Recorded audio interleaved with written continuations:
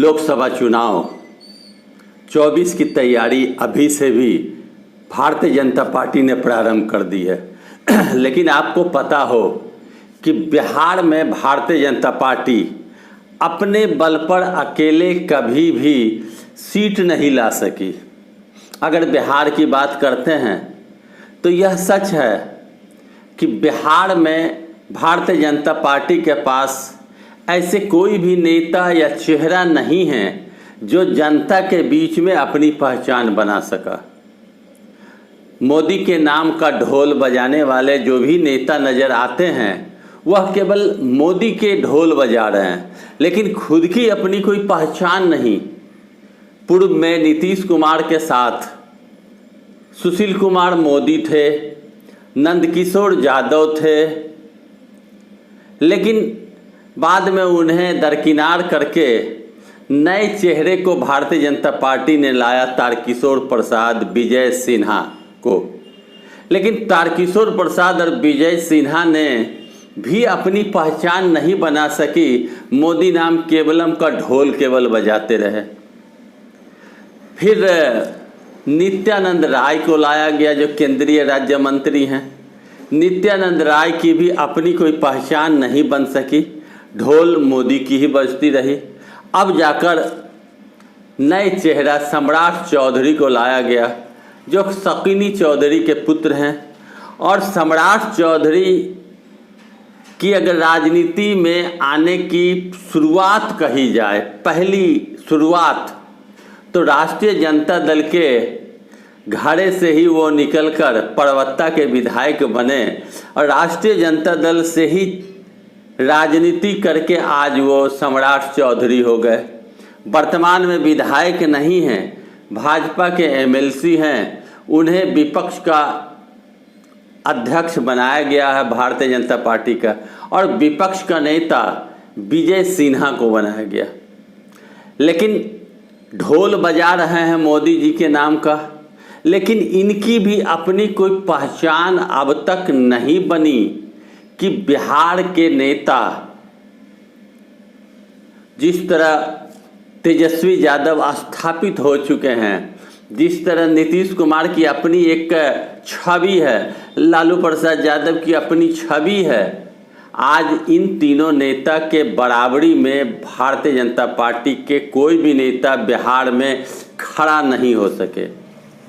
जब भी भारतीय जनता पार्टी बिहार में राजनीति की है लालू विरोधी, तो नीतीश कुमार को साथ मिलाकर, नीतीश कुमार जब 15 में साथ छोड़ा तो भाजपा की दुर्गति हो गई। फिर नीतीश कुमार भाजपा में गए, अब जब छोड़ा तो उनके पास नेता नहीं। भाजपा के पास मुश्किल यह है कि बिहार के जनता के बीच, बिहार के लोगों के बीच भाजपा का कोई बड़ा नेता नहीं जो खुद को जनता के बीच में स्थापित कर सके, पहचान बना सके। अगर तेजस्वी यादव की बात करी जाए तो उसने अपनी पहचान बना ली है और जनता तेजस्वी का मुख्यमंत्री का उम्मीदवार मानकर चलते हैं। लेकिन यही भाजपा में ऐसा कुछ नहीं। भाजपा की दुर्गति प्रारंभ हो चुकी है। कहा जाता है कि भाजपा को 100 सीट भी देश में आना नहीं है। सारे विपक्षी एक मंच पर आ चुके हैं। बिहार के नीतीश कुमार ने ही इसकी शुरुआत की है और नीतीश कुमार ने ही बिहार में बैठक करके ऐलान कर दिया कि अब भाजपा को गद्दी से उतारना है, खदेड़ना है। भाजपा की नीतियां आम जनता के बीच में साकार नहीं हो सकी। विदेश जाने पर अमेरिका गए तो वहाँ भी गो बैक का मोदी जी को सामना करना पड़ा। प्रेस कॉन्फ्रेंस में उन्होंने अपनी बात सही तरीके से नहीं रख सके। तो इस तरह प्रेस से भागना, केवल ढोल नगाड़ा बजाना जनता को अब पसंद नहीं। देश के लोग अब एक ही ध्येय लेकर चल रहे हैं कि महागठबंधन की अगर पकड़ मजबूत हो, आपसी तालमेल रहे, तो अब मौका महागठबंधन और विपक्षियों को दिया जाए। बिहार की मूल रूप से अगर बात आप करें, देश की बात छोड़िए, देश में तो विपक्षी एकता होगी, कांग्रेस के साथ सारे लोग होंगे और नीतीश कुमार के पहल पर यह शुरुआत हो चुकी है। मोदी को चुनौती तो मिलनी ही मिलनी है पूरे देश में। लेकिन बिहार की अगर बात की जाए तो बिहार में आज भी भारतीय जनता पार्टी सबसे कमज़ोर पार्टी के रूप में है। 40 सीट में 2 दर्जन सीट पर भाजपा के ऐसे उम्मीदवार नहीं हैं जो लोकसभा चुनाव लड़ सके। भाजपा के पास उम्मीदवारों का भी अभाव है और भाजपा के पास जो इक्के दुक्के नेता हैं वो उम्र के आखिरी पड़ाव में है, जिन्हें रिजेक्ट करना होगा। अगर मोदी जी की नियम लागू होते हैं तो कम से कम आधा दर्जन नेता को रिजेक्ट करना होगा, चूँकि वो उम्र के आखिरी पड़ाव पर हैं। अगर नीति या सिद्धांत की बात की जाए तो अगर जो नियम बनाए गए उसे ताक पर रखा जाए तो फिर उन नेताओं को मौका दिया जा सकता है। लेकिन जो स्पष्टतः बात है कि 2 दर्जन सीट के लिए उम्मीदवार भाजपा के पास नहीं, और भाजपा के साथ जो जुड़े हैं सहयोगी, उन सहयोगी में एकमात्र ऐसे नेता चिराग पासवान हैं जिनके पास वोट प्रतिशत कुछ है दलितों का। बाकी रहे जीतन राम मांझी, बाकी रहे उपेंद्र कुशवाहा, बाकी रहे मुकेश सहनी, इन सारे नेताओं के पास वोट नहीं है। और पशुपति पारस के पास तो वोट साफ नहीं है। अलग बात है कि वो केंद्रीय मंत्री लोजपा से अलग हटकर बन गए। तो भाजपा तोड़ मरोड़ की राजनीति करके चिराग को भी ठंडा किया, मुकेश सहनी को भी ठंडा किया। मुकेश सहनी अब न इधर है न उधर है, लेकिन उन्हें जाना भाजपा में है। एक आध सीट पर उन्हें संतोष करना होगा, क्योंकि सहनी के बड़े नेता अपने को मानते हैं। लेकिन सहनी वोट क्या मुकेश सहनी के पाले में जाएगा यह स्पष्ट नहीं। चिराग पासवान के पास दलित वोट है, तो चिराग पासवान, जीतन राम मांझी, मुकेश सहनी, उपेंद्र कुशवाहा, पशुपति पारस के सहारे क्या बिहार में भाजपा की बैतरनी पार होगी? क्या भाजपा के पास ऐसे नेता हैं जो अपनी पहचान और अपने नाम पे सरकार बनाने के लिए आगे बढ़ेंगे?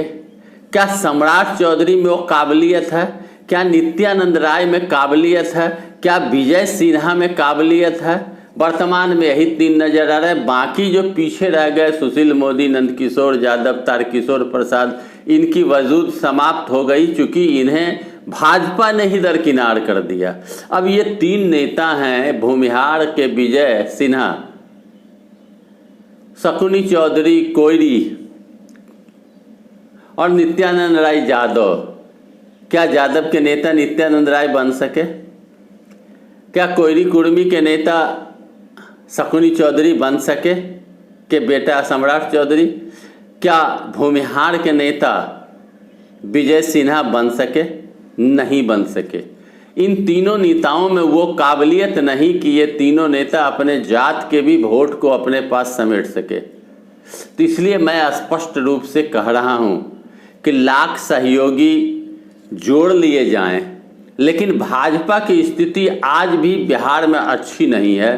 उनकी अपनी पहचान नहीं है कि अकेले बल पर वो 40 सीट पर चुनाव लड़ सके और बिहार में जीत का पताका फहरा सके। अगर देश की बात की जाए तो जो महागठबंधन के साथ जो विपक्षियों का जमावड़ा है, उसे देखकर ऐसा लगता है कि भारत के बीच में भी लोकसभा चुनाव में दंगल ज़बरदस्त है।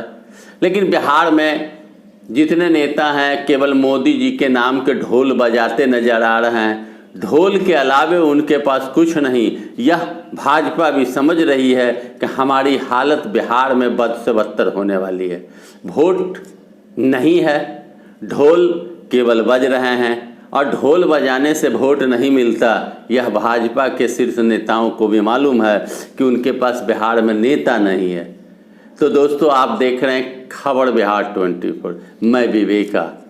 वीडियो को लाइक करें और चैनल को लाल बटन घंटी दबा कर सब्सक्राइब करें ताकि हमारा वीडियो सबसे पहले आप तक पहुंचे। और दोस्तों यारों मित्रों में वीडियो को शेयर करें और कमेंट बॉक्स पर अवश्य जाकर लिखें। धन्यवाद।